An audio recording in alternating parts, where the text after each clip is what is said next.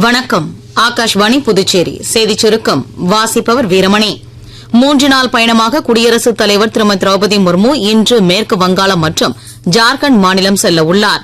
பயணத்தின்போது மேற்கு வங்காளம் மற்றும் ஜார்க்கண்ட் மாநிலங்களில் நடைபெறும் எய்ம்ஸின் முதல் பட்டமளிப்பு விழாவில் அவர் கலந்து கொள்ள உள்ளார்.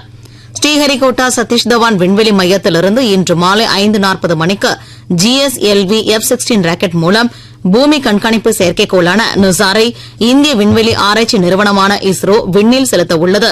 இதற்கான கவுண்டவுன் நேற்று பிற்பகல் 2:10 மணிக்கு தொடங்கியது.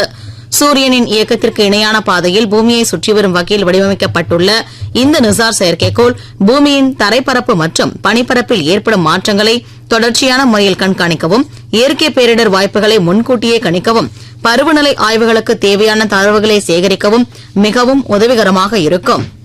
இந்தியா ஸ்கில்ஸ் திறன் போட்டிகளுக்கு பதிவு பெறுவதற்கான ஆன்லைன் வசதியை மத்திய திறன் மேம்பாட்டுத்துறை அமைச்சகம் நேற்று தொடக்கியது. இந்தியாவின் திறமை வாய்ந்த இளைஞர்களை இனம் கண்டு நவீன பொருளாதாரத்தில் பயிற்சி பெற்ற மனித வளத்தின் முக்கியத்துவத்தை அவர்களுக்கு புரிய வைத்து தொழிற்கல்வி பயில்வதில் இளைஞர்களை ஊக்குவிப்பதே 2 ஆண்டுகளுக்கு ஒருமுறை நடைபெறும் ஸ்கில் இண்டியா போட்டிகளின் முக்கிய நோக்கமாகும். புதுச்சேரி வில்லியனூர் துணைமின் நிலையத்தில் சில பராமரிப்பு பணிகள் மேற்கொள்ள இருப்பதால் நாளை காலை 10 மணி முதல் பிற்பகல் 1 மணி வரை மணவெளி, ஜானகிராமன் நகர், பாரதாசன் நகர், KV நகர், IOC ரோடு, கண்ணதாசன் நகர் உயர் மின்னழுத்த நுகர்வோர்கள் மற்றும் அதனை சுற்றியுள்ள பகுதிகளில் மின்தடை ஏற்படும் என மின்துறை அறிவித்துள்ளது. மேற்கு திசை காற்றின் வேக மாறுபாடு காரணமாக ஆகஸ்ட் 4ஆம் தேதி வரை தமிழ்நாட்டின் ஓரிரு இடங்களிலும் புதுச்சேரி, காரைக்கால் பகுதிகளிலும் லேசானது முதல் மிதமான மழை பெய்யக்கூடும் என சென்னை வானிலை ஆய்வு மையம் தெரிவித்துள்ளது.